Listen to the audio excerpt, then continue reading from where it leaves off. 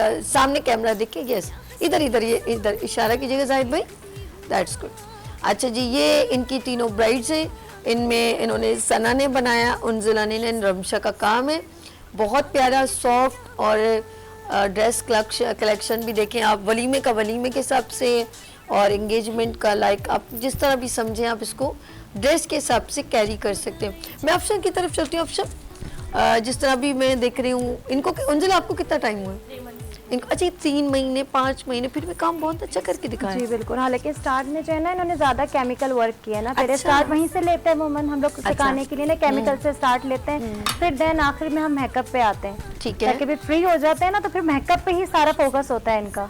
लेकिन उसके बावजूद जो इन्होंने आज काम किया और इतना स्पीडली, तो मैं खुद बहुत ज़्यादा खुश हूँ इन लोगों से।